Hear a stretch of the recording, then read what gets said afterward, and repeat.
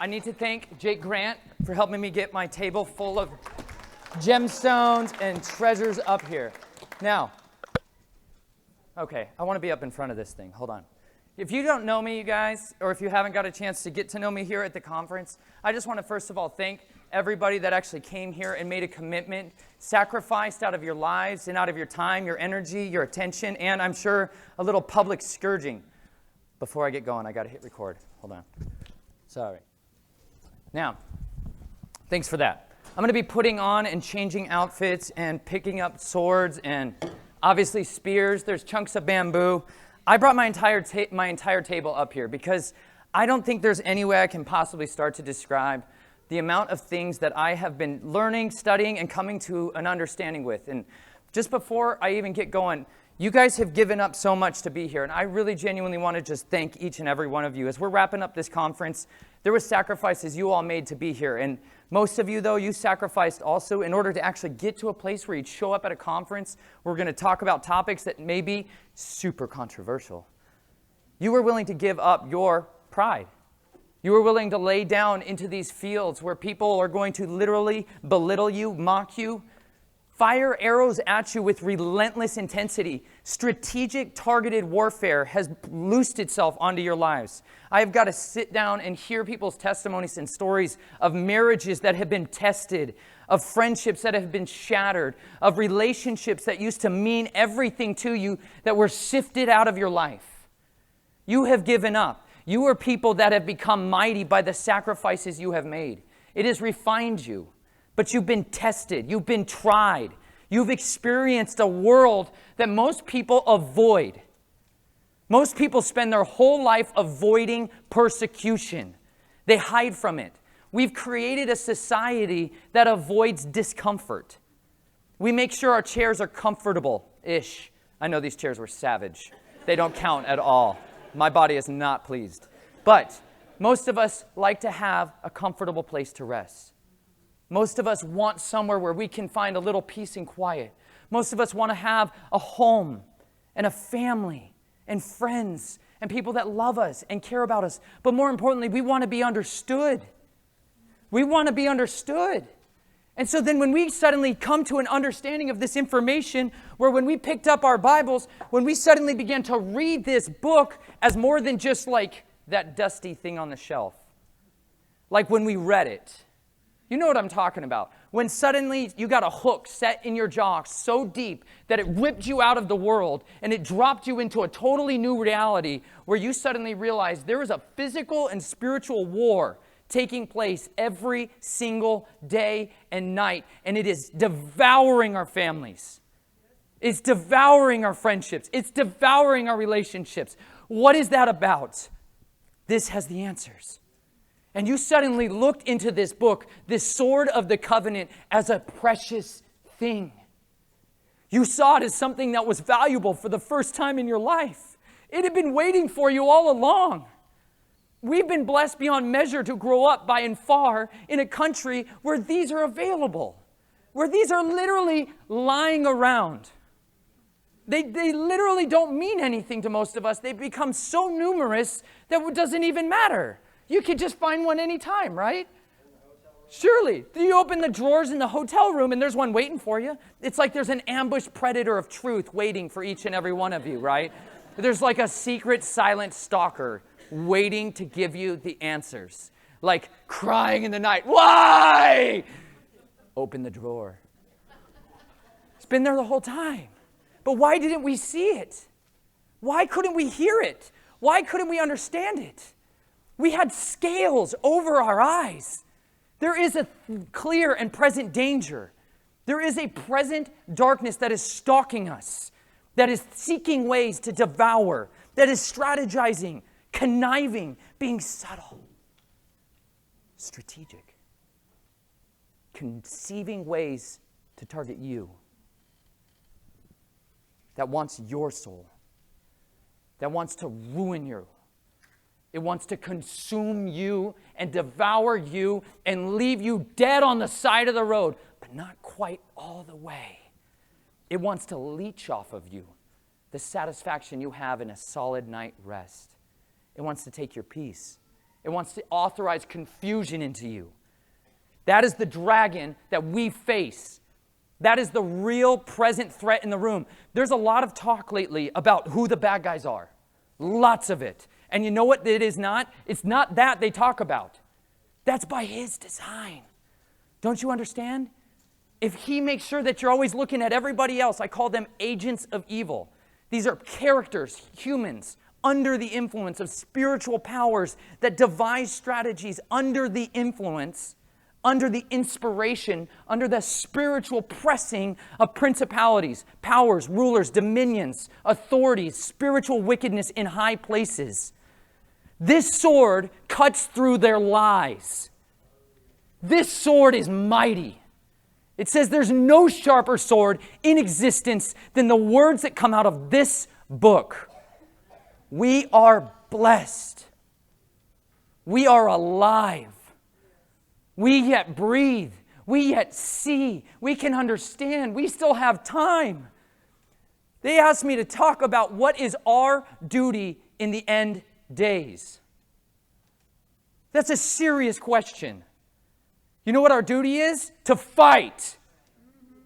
You're in a war. And I don't know why anybody didn't start screaming that to me when I was born. I had that liar screaming in my ears when I was born. I had liars tell me things that weren't true. They gave me an identity that was not mine, and I believed it. And it ruined me. It destroyed me. I lost my hope. And I was desperate for somebody to tell me what's the answer.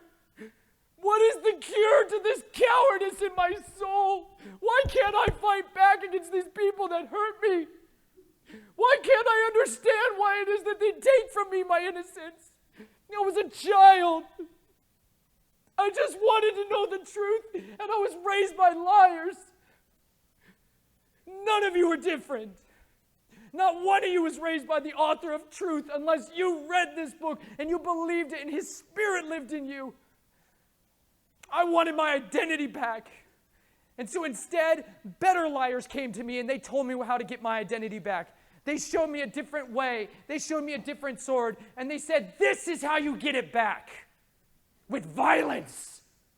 With murder. With rage. You can take it back. And so I believed them. And so I studied their ways. I learned how to hunt human beings. If they could convince me they were evil, if they were the bad boogeymans in the room, if you could convince me that they were just another pedophile, rapist, I would go and hunt them. I'll be that guy. I want vengeance. Vengeance is mine. Because nobody gave me vengeance when I was on the table. Nobody gave me vengeance when I was screaming for it to stop. Where was my rescuer? Where was the man with the sword to cut off the head of the serpent in my life?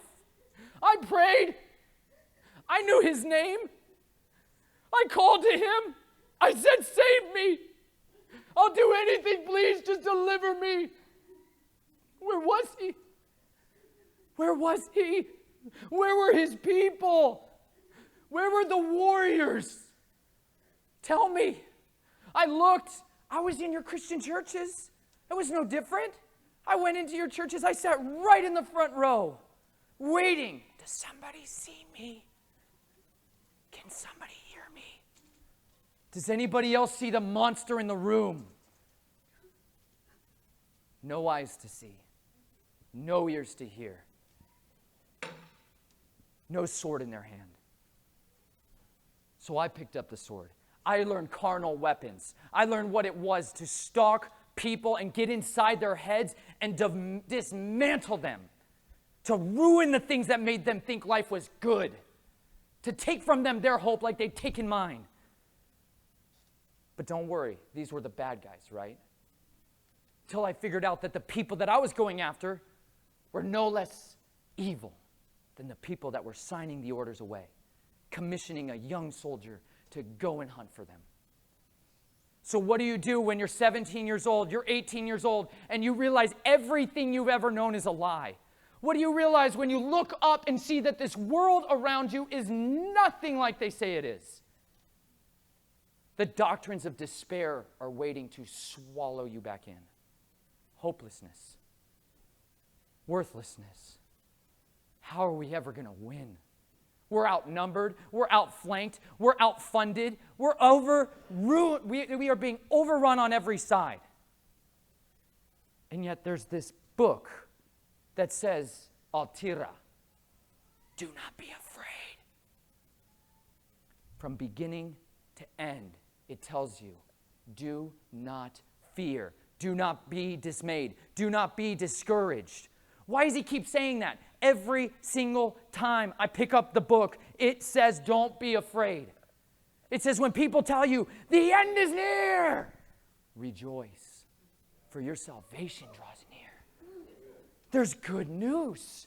Wait, it gets better for us than it does for him. It says he comes down with a great wrath because he knows his time is short and his hours are drawing to their end. How do we defeat the dragon? How do we conquer death? I didn't know, so I joined him. I made myself a covenant bearer with death. I figured he's the most powerful one in the room because I saw versions of Jesus being taught on stage that were impotent, weak, liars, hypocritical, and abusers of the brethren. So why do I want anything to do with a kingdom that says that's the other option? But then, into the midst of that world, the reaper came to harvest my soul.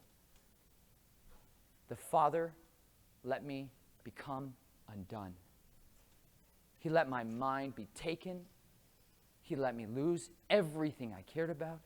He led me to a place in my life where I picked up one of these daggers, I picked up a blade, and I ran myself through like Saul on the mountains, and I shot myself, begging for it to end, and yet desperately wanting to live, all at the same time.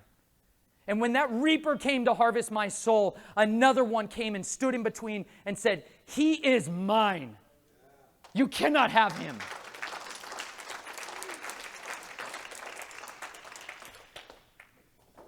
There's clearly a whole other thing dealing with authority that I didn't understand.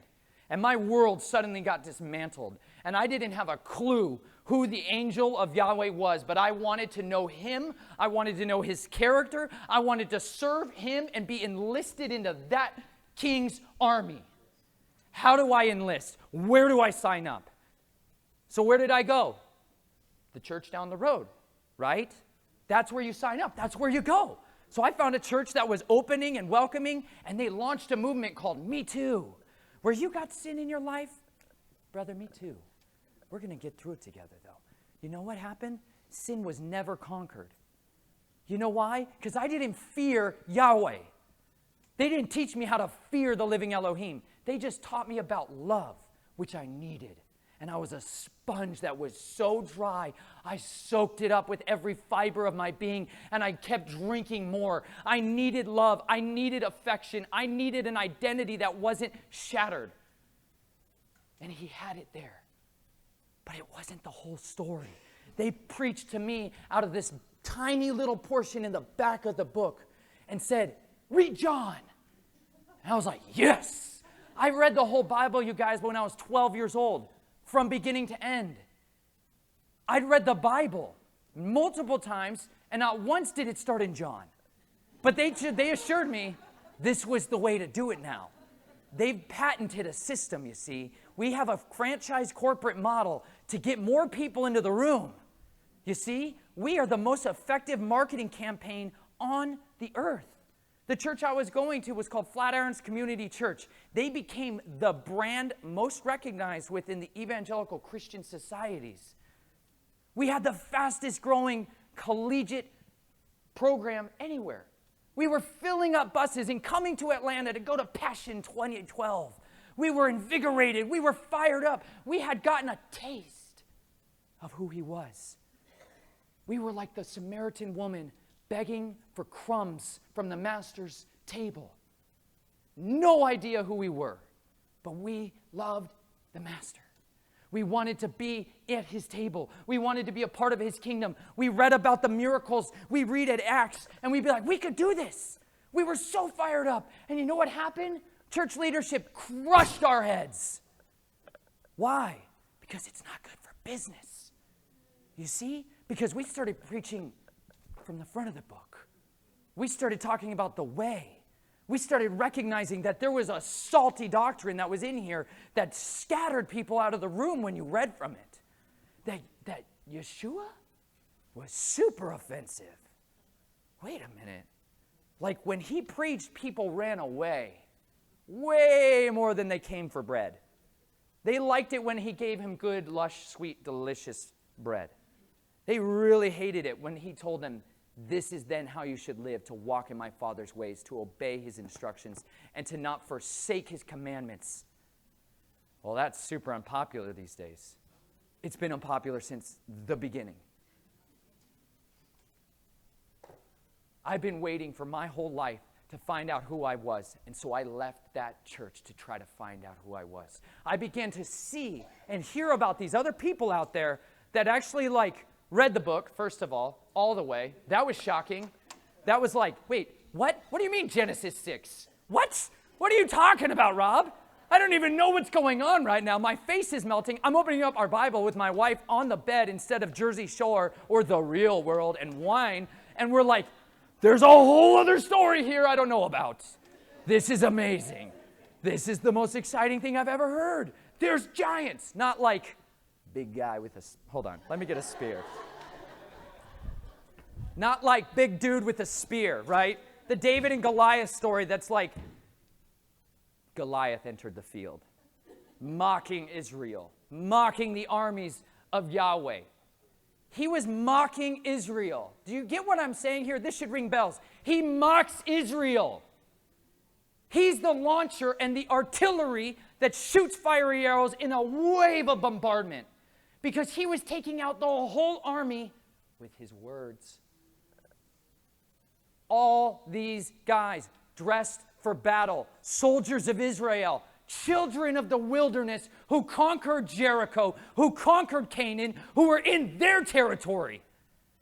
And yet there's another guy standing up mocking them.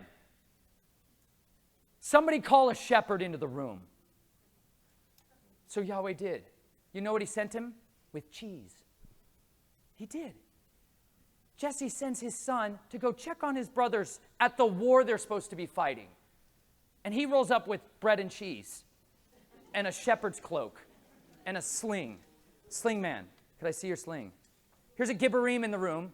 There's Gibborim everywhere. And if you didn't know it, you all should be carrying slings and not worrying about pistols for a while. This is Dietrich, y'all, a mighty man of war.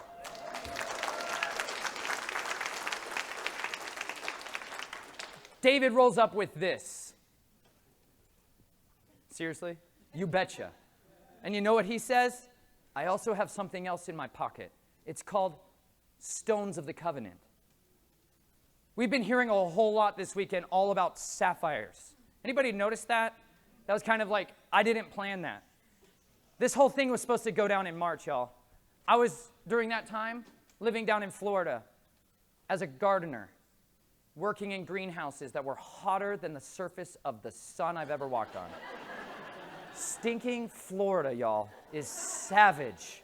It's relentless. It's tropical heat, right? I come from the desert mountains of Colorado, where there's no such thing as bugs bigger than my vehicle swarming me at every opportunity. I was terrified to go outside some days. You walk out and you're like, what happened? They're like, it's December. I'm like, what is going on? It's 96 degrees and 100% humidity, and I've got to get in a greenhouse where it's hotter. Yeah. You know what I was trying to do a year ago today? Get a job as a king's bodyguard. I'm not joking. I had a job as an executive chauffeur. It sounds super sweet, right? I was driving around really nice cars. I put on suit jackets every day. I had, body armor vests. You know what I'm saying? I was going to protect the elite, y'all, because if you didn't know this, you're immortal until Yahweh says otherwise. I knew that, right? I figured that out when I was really little. Bad news is a lot of other really corrupt, horrible people figured that out too, and they profiteered off of that. Well, I wanted to make some stinking money off of it instead. So I figured, let me go around with my immortality suit, yes, and I will surely get the favor of a king, right? I've read Joseph a lot. He's like one conversation with the king, he's in. I'm like, yes, favor's at my door. I'm ready for it, right? I'm driving around the literal founders of iTunes, the big bad agents of evil we all talk about. I'm driving them around and making sure they get to their destination safely. And I'm seeking and probing and using every bit of wit and persuasion to try to win them over to the kingdom. But at the same time, my motives in my heart was that I could get a job. I wanted one of them to hire me because I was tired. My family, we sold our house 2 years ago. We moved full-time into an RV with 4 cats and a toddler. It's a rectangle, y'all. It's not big, right?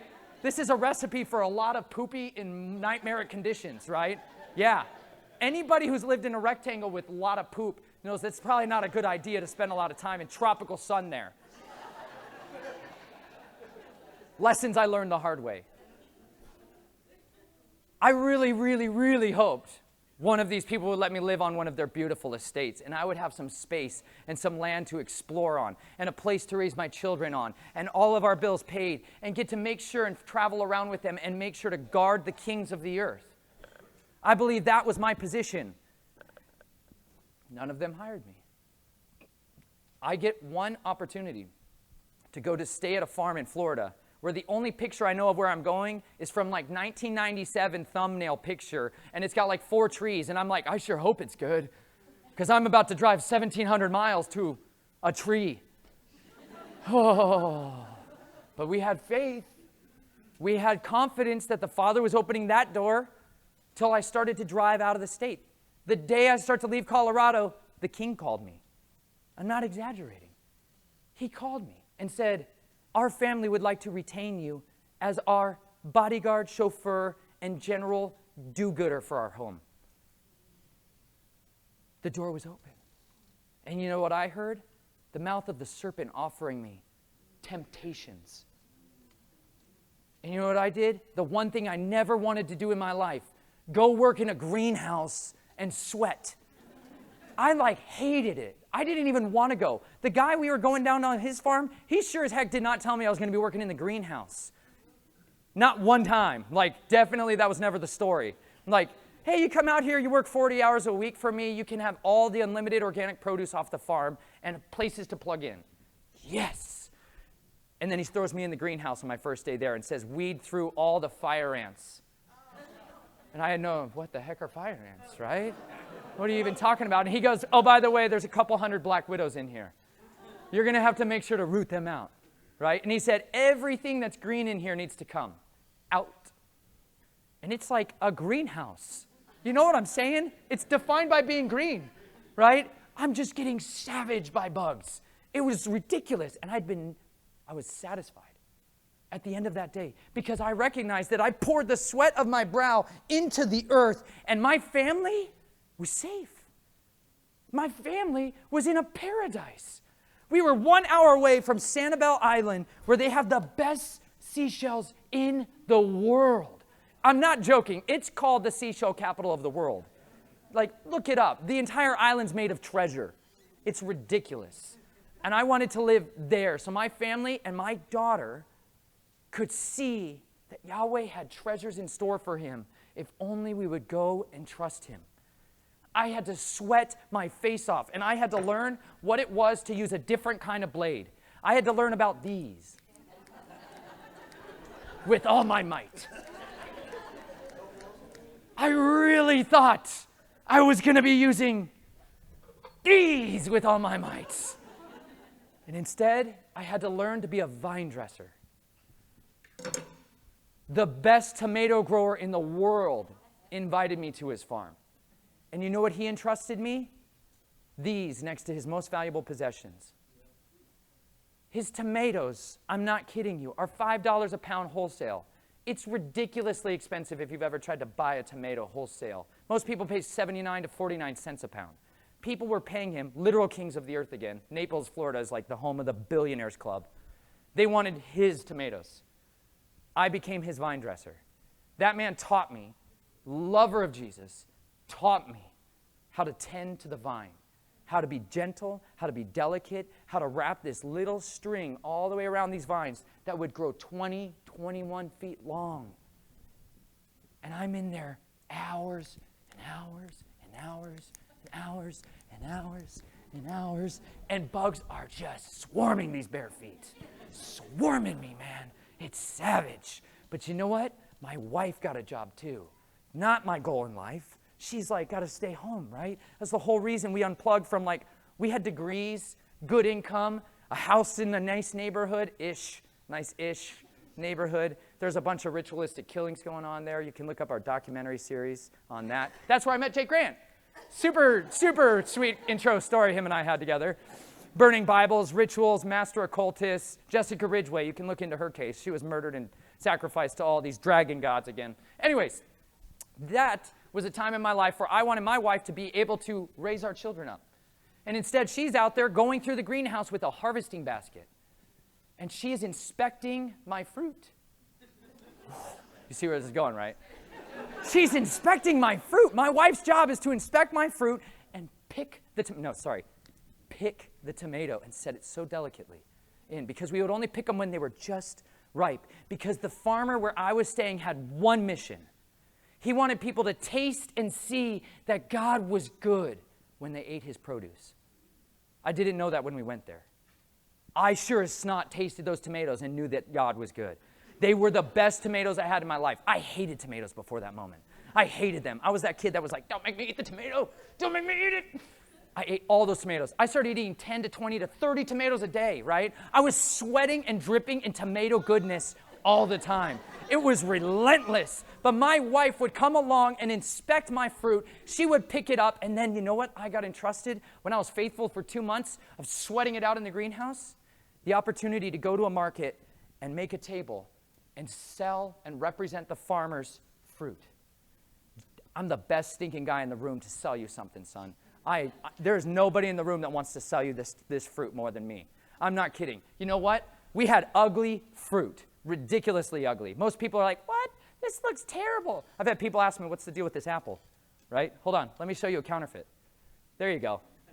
That might fit your mind better. Okay? We've been programmed our whole life that maybe Black Mirror industry, Apple computers has shown us this is what Eve ate. This little apple, right? Looks so pretty and shiny, rotten and dead, and will destroy your soul if you eat this. They've genetically modified and corrupted the image of fruit to make it appealing to our eyes, to make it good on our eyes. And yet, this is the fruit I picked off of a tree personally that was on the side of a road that otherwise it was going to go to waste, because people don't buy ugly fruit. Why? Why have we been brainwashed to believe ugly things are bad? I contend it's because the dragon puts scales over your eyes to make you buy poison and drink it and eat it, just as Eve did in the garden. It worked then, folks. You're no smarter than Eve or Adam. You're just as susceptible to falling to the snares of the devil, just as much as I was. This is what fruit looks like when it lives. This is what it looks like when it's dead. Perfect on the outside, rotten and mushy. How many of you guys eaten an apple before and been like, oh, it tastes like cardboard. Why does it taste so bad? It looks so good on the outside. That's because, you know what? They literally spray paint some of these. Like oranges down in Florida, everybody comes to our orange table, and they're green and brown, and they look savagely bad. They look horrible. They got like wart things on them. You're like, what's going on with these oranges? People are like, these are terrible looking. And then I would use my knife and slice it open and feed it to them. And you know what happened? They would bite into it, and juice would run over their face. And I was like, game over, son. I got you. I got you. And that's what happened, man. I literally was singing songs. Come and buy our tomatoes. We grow the best food in the world. Come and taste our fruit and see how good it is. I was singing songs about the wonders of this fruit because I had sweat equity in the game. I'd sweat over that food. I poured the sweat of my brow, and he said, Adam, you are cursed. Men, you are cursed to work by the sweat of your face if you want to eat. But I ran from that identity as long as I could until I tasted fruit that had been grown by the sweat of my brow. I'd never eaten anything so delicious in my life. Plants should look like this buy ugly fruit. Rule number 1, I guess, of this talk, our duty in the end days, buy ugly fruit. Second rule, fruit looks different. This grew off the same tree as this. This has got like some kind of butt crack looking thing going on here. Not where it belongs. What went wrong here? What went wrong here? Something got into this thing that wanted to eat this thing because it was alive and delicious, and it knew better than we did. Bugs, pests, the nightmares of gardening, the tithers of the earth. They came in to try to devour this fruit and to take it over. But you know what happened? Plants are smart, y'all. Do you know tomatoes? When I touch them, they respond immediately. Do you know a tomato will immediately respond? It has hairs all over its entire vine. The second I touch it, it feels it. It will immediately be changing itself. The second I touch it. If I touch it roughly, if I wrap the cord too tight around it, it will kill it. Disease will rip open a wound, and disease and mold will get in there, and it will slowly start to kill that vine. But if I'm gentle and I take my time, if I help that prune it by taking these suckers and these shoots off of it, it will allow it to grow more fruit. Then the fruit gets the energy and not this savage little butt crack looking fruit here. It's amazing. This apple wanted to live, and it kept living because it released these things called phytokines. It's like the animal, it's like the plant's defense mechanisms. It's its immune system. It fights back. When you go to a farmer's market and you look at real produce, it's got wormholes and bites in it and all this other stuff. That's because the plant's still fighting. It hasn't given up yet. When you eat that, you get your immune system boosted. It starts to heal you. It starts to train your body to fight back. Food is medicine. Don't believe liars that say anything otherwise. They probably have a profit agenda in mind that says, don't do that. They may be motivated by mammon. He runs a big kingdom. I didn't think there was any reason I would be selling fruit in Florida for the winter, but the Father did. And then you know what happened? It got hotter than the surface of the sun again, and I went north. I was like, get me out of here. I gotta go. So then I started diving in creeks and rivers and streams, and they're full of fossils in Florida. And I've waited my whole life to find fossils. Nobody in the world wanted fossils more than the 8-year-old kid who was screaming and desperate to get out. I knew these rocks were how I got out. You see? Because no matter how bad the world was that I lived in, I knew I could walk outside and see a stone of testimony waiting for me. I knew the Father spoke through the stones because he wasn't speaking from the pulpits up here. Those stones are crying out. If I keep silent, if they keep silent, these stones will cry out. Why? Because they bear witness to the one who made them. They bear his witness on the earth when we're silent, when we're afraid, when we've been pummeled and crushed and made to believe the lies of the serpent are who we really are. So I sought the rocks my whole life. A lot of people walk by my table and they're like, wow, this guy's got a lot of rocks. Like, what's the deal, man? What's the deal? I'm like, there's sapphires on my table. You don't even get it. And they're like, no, I really don't. I don't. They're just rocks. I'm like, these are sapphires in my hand. Hold on. Some of you can't see this, so I'm going to get them wet. They look slightly different. Not so much. But there's an interesting thing about these sapphires. Everybody is always like, where's those sapphires? Where's those big, pretty sapphires? Everybody wants the gems, right? That's because marketers lied to you and made you buy things that were basically worthless, that were just rocks made in a lab, almost always. They made you believe in something called the illusion of scarcity, that diamonds are rare, super rare. We promise you can trust us. We sell them for a living. They're no less rare than this stone. Stand fast. Topaz. Here's topaz. It's clear. All kinds of different colors. Yellows, pinks, oranges. It's beautiful. It's lovely. But people are like, it's topaz. I hand it to them. I'm like, there's topaz. And they're like, all right. I'm like, it's like a diamond. And they're like, yeah, but it's not a diamond. I'm like, you're not getting it. But somebody is getting it. And do you know who's getting it? You know who figured it out at my table? I've got a little sign here. This is what it says. Welcome to Nate's treasure chest. Live vibrantly by searching for marvelous, inspiring, and unique bits of creation. Our treasures are yours. Pick out some gemstones, fossils or seashells, to bring you new glee. People walk up and they're like, oh yeah, how much I got to pay? I'm like, it's a gift. And they're like, oh, okay.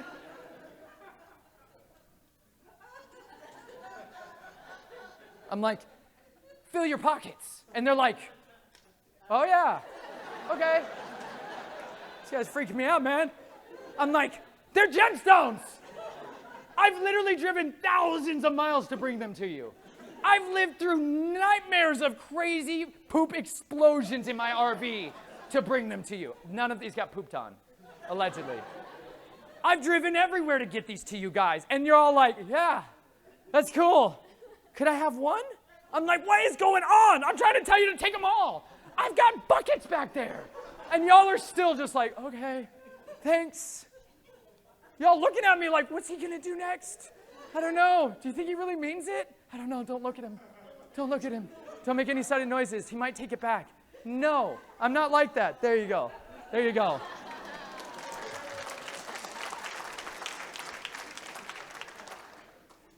I contend that's because you listen to this liar.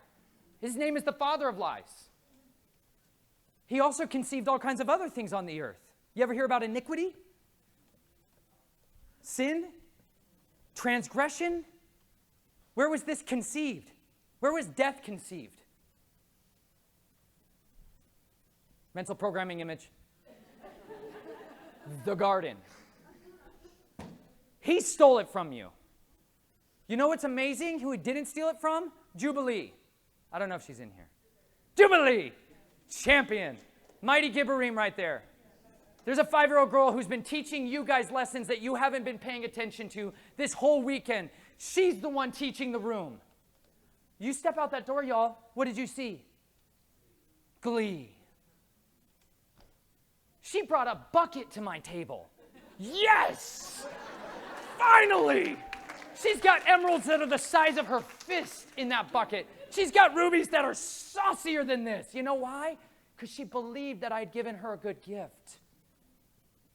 You don't have to tell children, hey, daddy, daddy, daddy, daddy, daddy, daddy, daddy, I want a snack. How many times you heard that phrase in your life if you're a parent? Snacks, dadgummit, more snacks. They always wanting snacks, man. Always wanting snacks.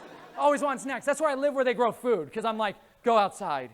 There's literally an orchard of orange trees outside. My daughter just sit there and savage 20 oranges. Amazing. Relentless. They understand what a good gift is. They understand when somebody says, take as much as you'd like.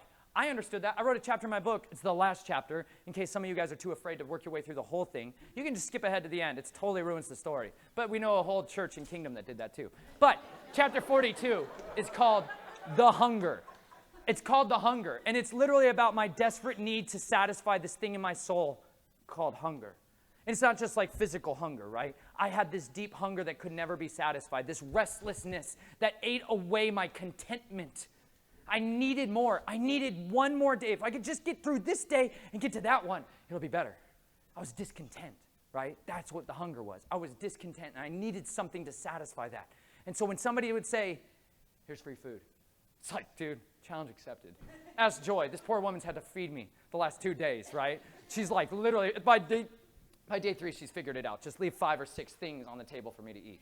I eat all of it, y'all, because I recognize when somebody says it's free and it's good, we should eat as much of it as we can possibly take in. You are made to eat awesomeness to the fullest abundance, right? With glee, right? I understand why we should eat with joy and satisfaction this meal, because the next one's not promised. I used to go and take these things and make sure the guy never ate another meal.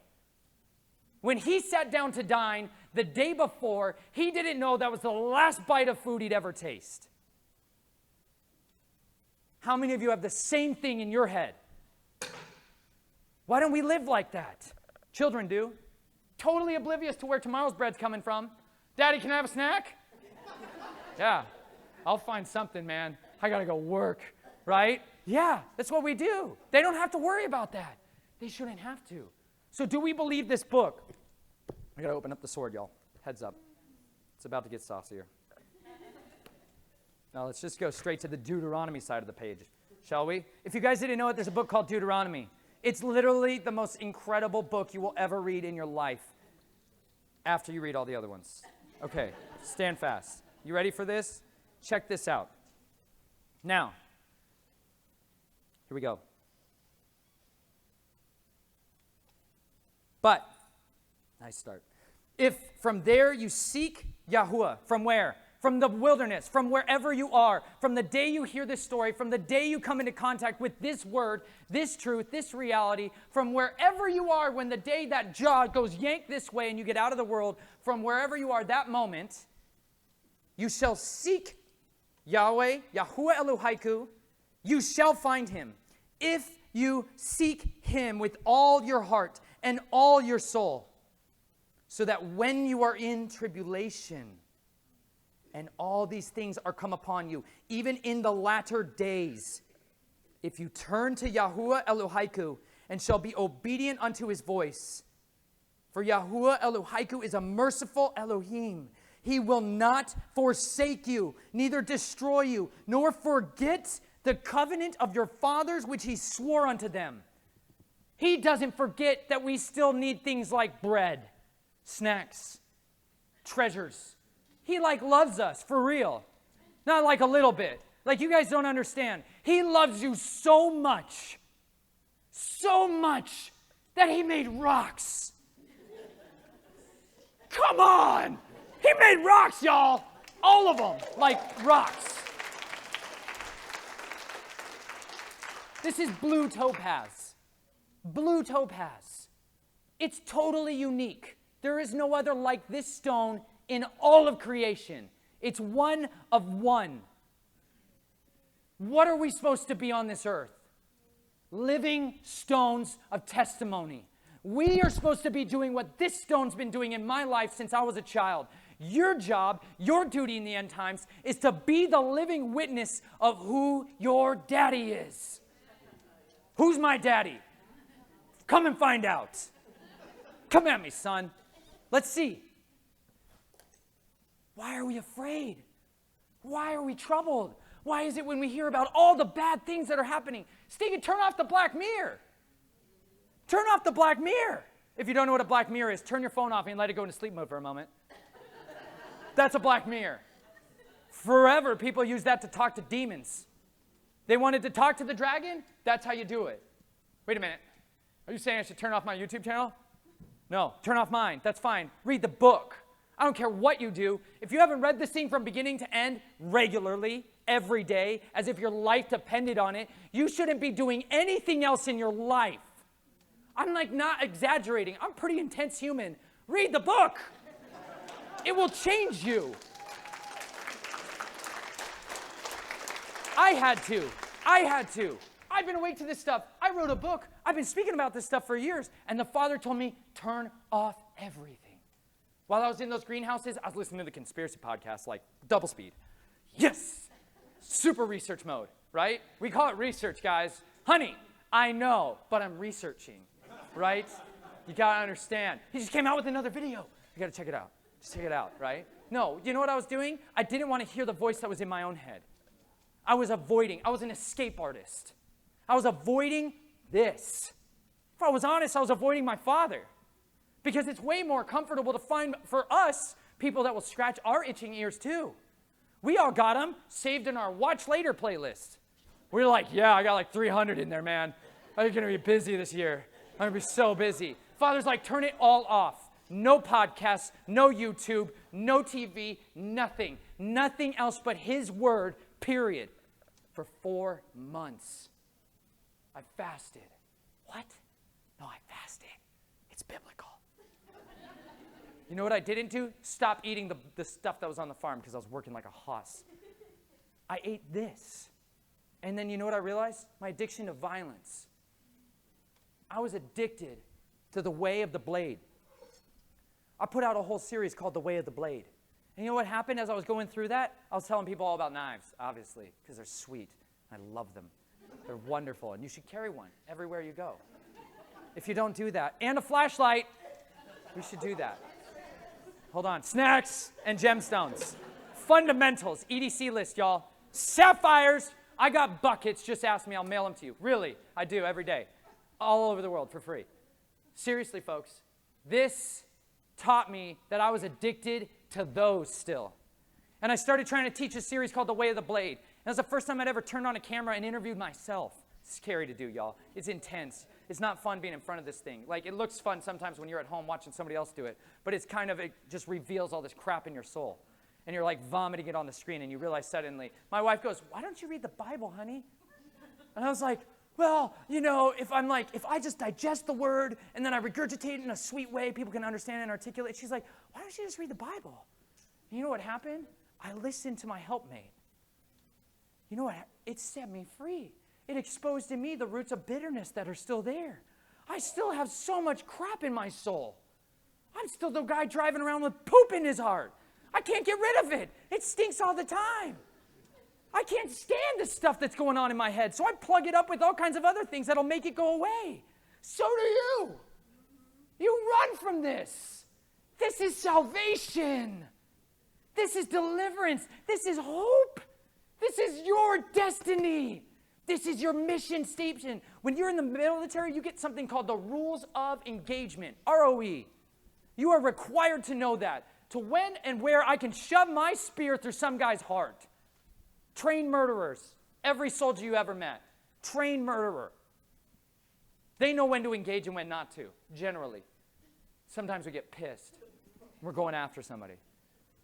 This tells you your rules of engagement. This teaches you about authority. This teaches you how not to bring a railing accusation against the devil, but to ask Yahweh to rebuke him.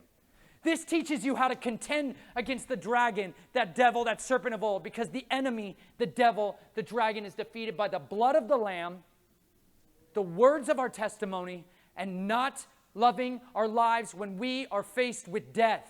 Do you love your life? Do you love your life? Don't. That's what this says. That makes no sense. That's super backwards, right? That's like starting in the back of the book. What? What are you talking about? This makes no sense. His kingdom's totally not of this world. It won't make sense to everybody else. That's why they mock you. Because you guys are reading the book. It's changing you. It's changing you. You're made to be hunters of men. You're not just fishermen, y'all. You know, Jesus came out there, Yeshua comes out, he calls people and says, come and be fishers. I will teach you to be fishers of men. You used to fish for fish, come fish for men. Why did he say that? Anybody know where he said that from? Because he didn't make that up. The only words that ever came out of his mouth came from who? The Father.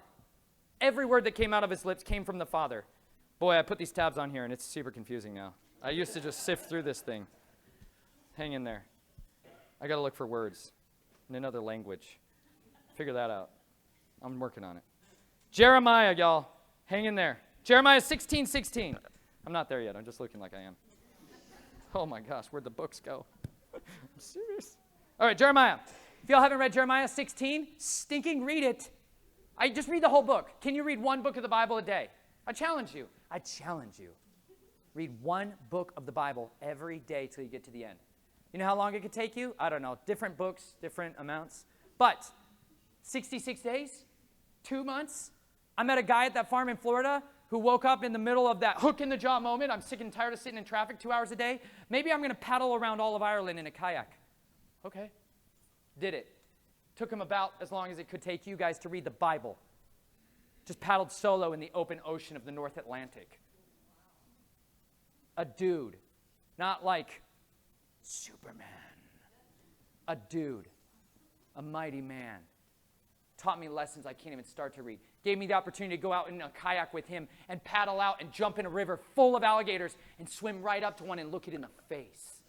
People are like, why? I'm like, because I want to know what they look like in their eye. I needed to know that. Checked off that bucket list item for me. It was amazing. I still got all my fingers, y'all. It went great. Jeremiah 16:16, Yeshua teaches me how to fish. This is where Jesus said it. You ready? Check this out. Behold, I will send for many fishers, says Yahuwah, and they shall fish them. And after what? Wait a minute. After what? After the fishermen. After the fishermen, Yeshua raised up and taught them how to fish. After them, I will send for many hunters. and they shall hunt them from every mountain, from every hill, and out of the holes of the rocks. For my eyes are upon all their ways. They are not hidden from my face, neither is their iniquity hid from my eyes.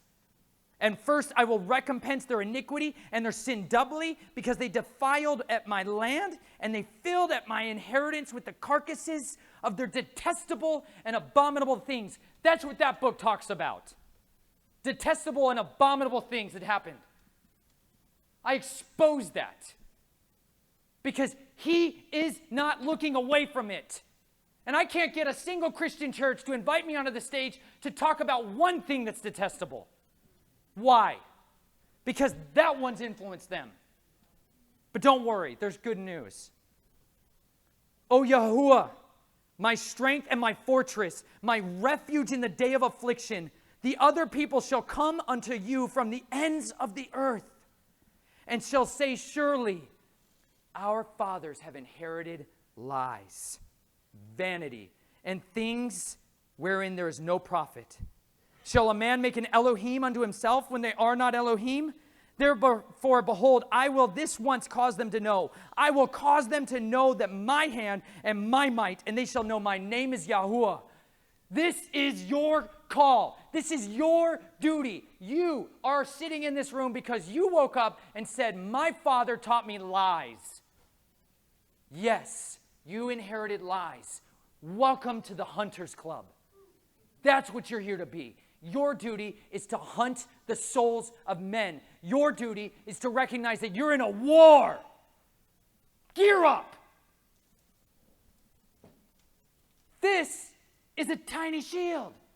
You're made to carry it everywhere you go. You ever read this? It says, Psalm 91, Yahuwah, his word is my shield and buckler. This is a buckler. It's like a tiny shield, and it doesn't look super great from this angle. But I promise you, it's really effective in combat. Okay? You know why? Because if you go out there with a giant shield on your back and you just try to eat lunch, you can't sit down, you're tired, you know what you do? You leave your shield at home. You're like, that stinking thing sucks to carry. I don't ever want to carry a shield again. Welcome to the buckler world. This is an everyday carry tool.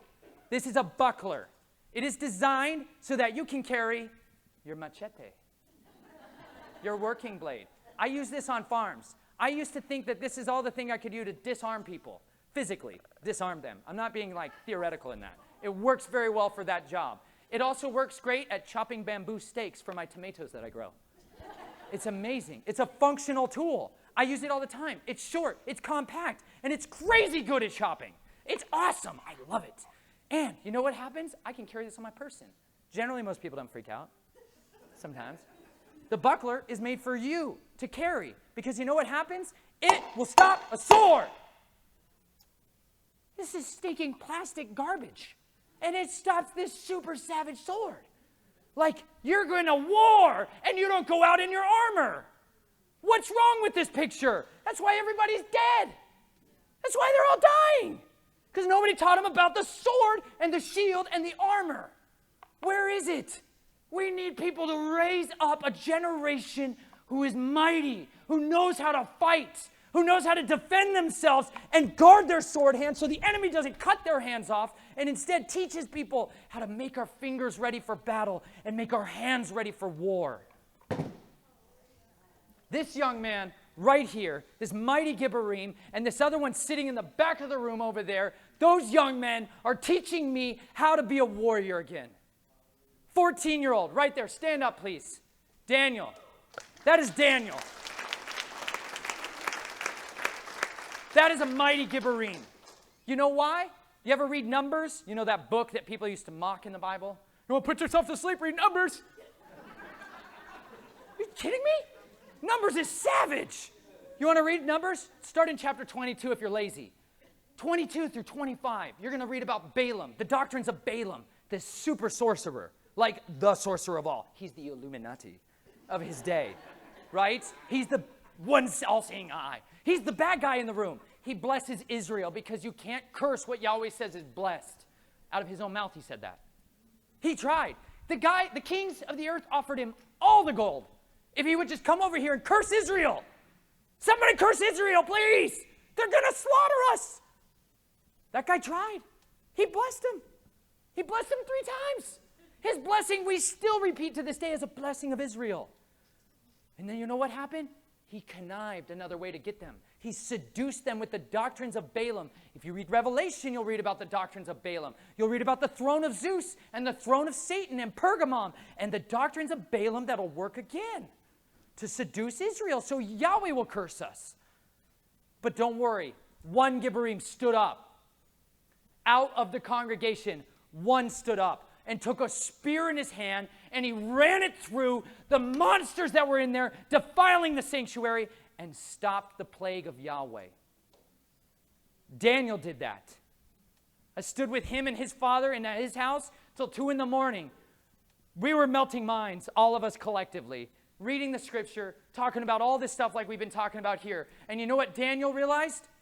He had an idol in his midst. For him, it came in the form of an Xbox. And he said, this thing is opening up my heart, my family, my little brother to demons, to nightmares, to terrors, to the things that steal our peace. So you know what we did? He took his Xbox out in the woods at 2 a.m, picked up a giant splitting maul, and smashed that thing.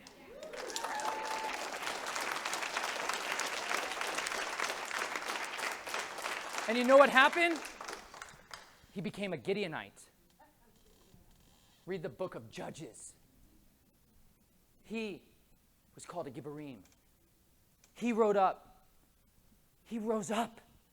and he said, I will obey the voice of Yahweh. The angel of Yahweh told Gideon, get up and go tear down your father's idols. Like, I'm a dude.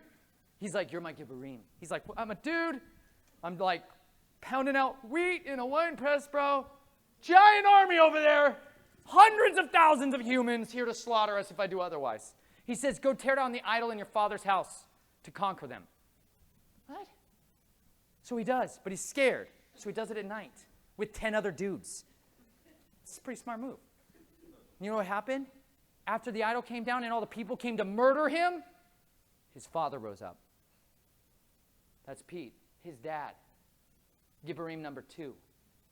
His dad saw what his son did. And he realized, I should have done that a long time ago. And he took his idols out of his house and smashed those things. Actually, he shot him in the face with a tiny air pellet. It was beautiful. It was wonderful. It's precision shooting at its finest. He destroyed the idols that were in his house. He's raising up his sons to be mighty. Because you know what? The children are watching you. They're watching you. If you turn off the black mirror, suddenly they have nobody else to look at in the room but your face. It's super unpleasant at first. Trust me. It's exhausting, and you're going to have to work harder. But don't worry, the sweat of your brow, it's what you're here for. Work harder. Do you know how we defeat him at the end of it? Do you know how I defeat the dragon of old? I outlive him. I outlive him. That's the one thing at the end of our lives that will matter, is do we go through the fires of tribulation and let our flesh be burned now, that we tear our idols down now, and we take back this kingdom, and we occupy until he comes, and know that he will throw that one into the flames forever. He will give me immortality. I want to live forever with him. I want to be free. I am so exhausted. I am so tired. All I cry for, all I beg him for is land. Please, Father, give me land. I am so exhausted. I want to cry. I want to cry. I have children for 4 years. They cry every day, and I don't get to cry. I was made to be silent. I hated that. I just wanted to be able to cry and scream. Somebody save us! Yeshua! Save me! Have mercy on us! Remember your people! This is for us! I just want that. I wanted somewhere I could go and scream. And instead I live on other people's land and I live in other people's parking lots, and I can't do that. It's unreal how frustrating it is when you can't just go scream. I know you guys, you're all been told and brainwashed to believe you shouldn't be screaming in public either. It's super awkward. Trust me, I just tried it. So you know what I did? I've been battling that rage. For 4 years, I've been bottling up those screams. And it's venting out, and it's killing my marriage, and it's killing my family, and it's killing my friendships because I'm so frustrated I can't get it out. I used to get it out through this.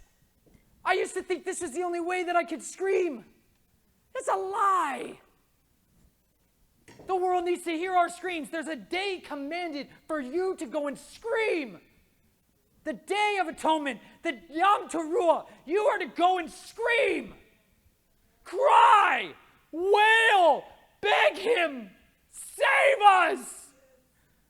That's what his feasts are for. I needed that for my identity to be secure. You need that for your identity to be secure. You are Israel. You were made for such a time as this. The days are evil, but you were born for them. You are a righteous people. You are kings. You are priests. You are the kings of the earth. You are sovereign to submit to his sovereignty. Or you can be like everybody else and be your own man, your own woman. And you can be sifted by vanity. Yahweh says he will sift us by vanity. And he has. The black mirrors, the silver mirrors we look at every day, put on our beauty masks. Liars convinced you you are not beautiful. Liars convinced you, women, that you don't matter and belong in the home. Liars, thieves, murderers.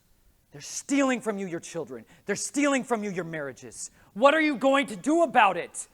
Are you going to bow down and take it? Or are you going to fight? Cover those mirrors, every mirror in your house. Cover it with the sword. Cut vanity off your face. Cut it off your children before they're raised in it.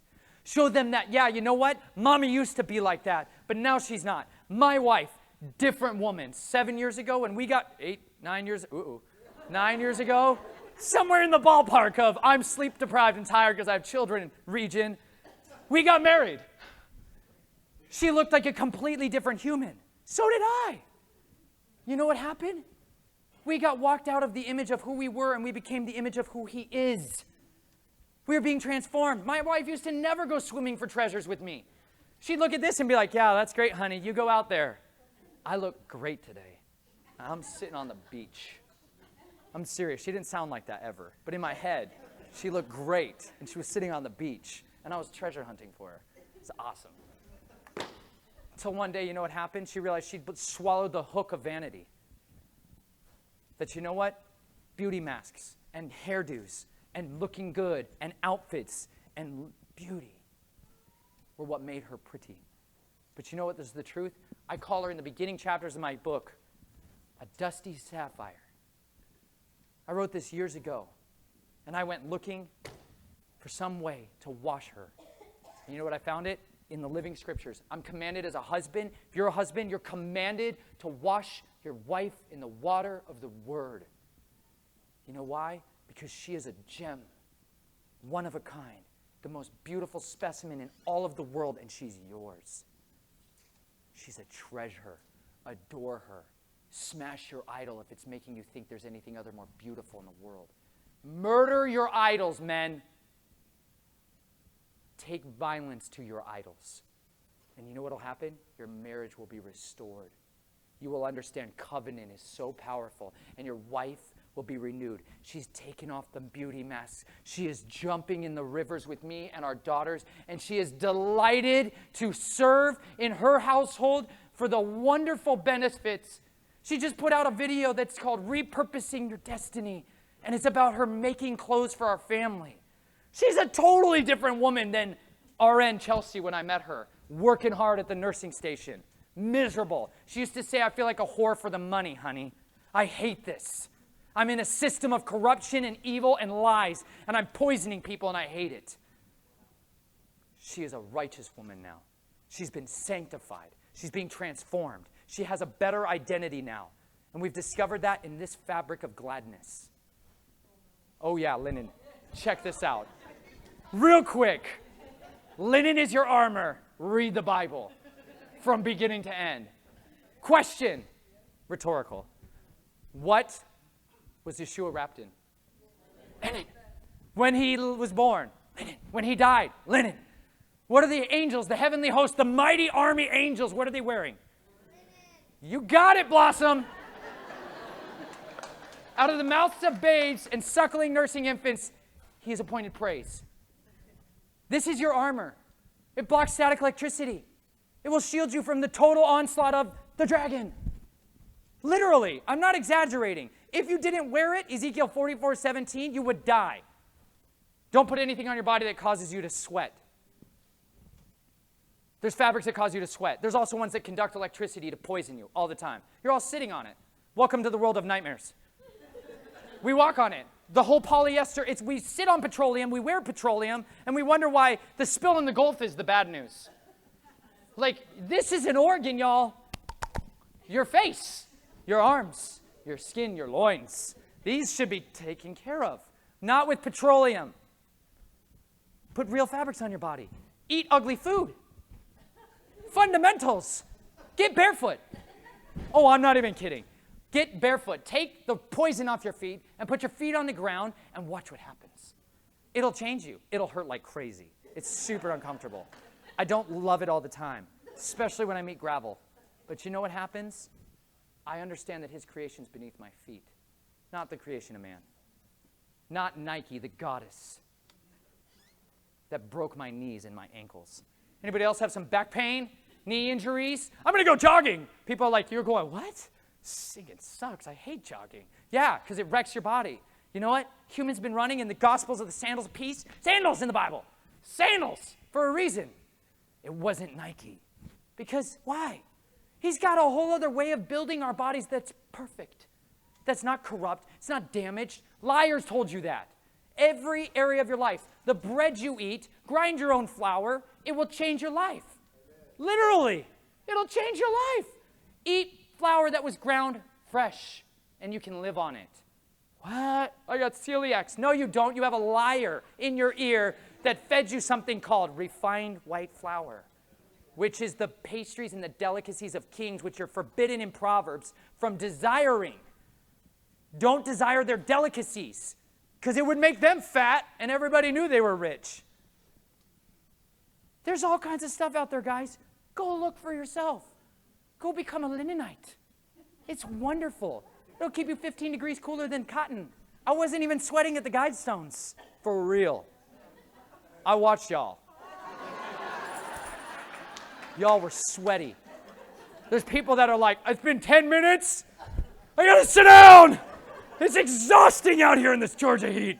I'm from South Dakota, where it's still hot. Come on. He's like, I know. You guys were made to live vibrantly. You guys were made to have glee in your souls. These stones up here that almost everybody left behind are muddy, dirty, dusty sapphires.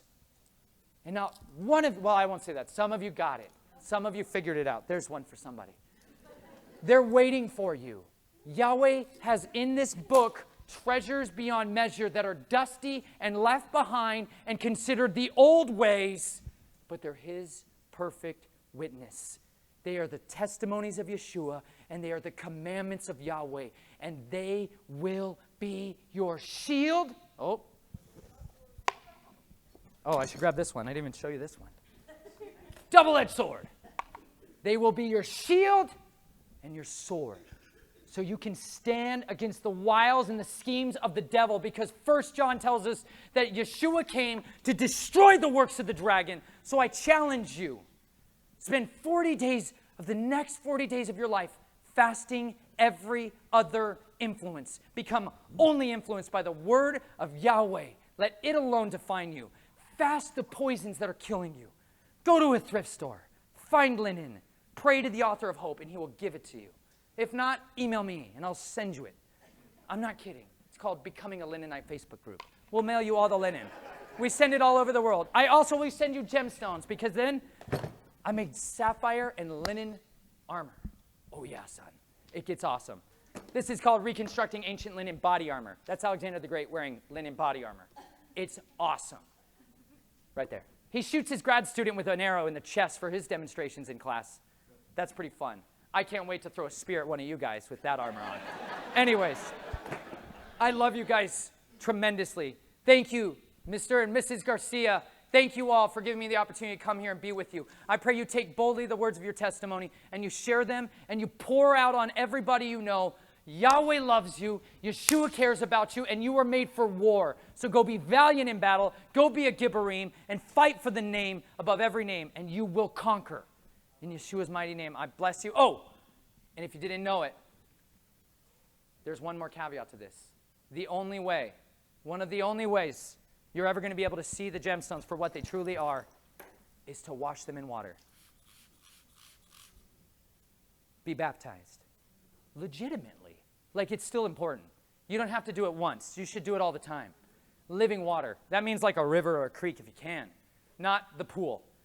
So we're going to go to a lake and a creek, and we're going to baptize. And by that we mean we're going to stand and witness each other, confess our sins, and scream out our agonies to the Father of all creation and be washed clean and come out new creations, set apart to keep his covenant. And I hope each and every one of you knows that all you need to do is call upon him and then learn to walk in his ways, and he will be your deliverance. I love you guys. Thank you.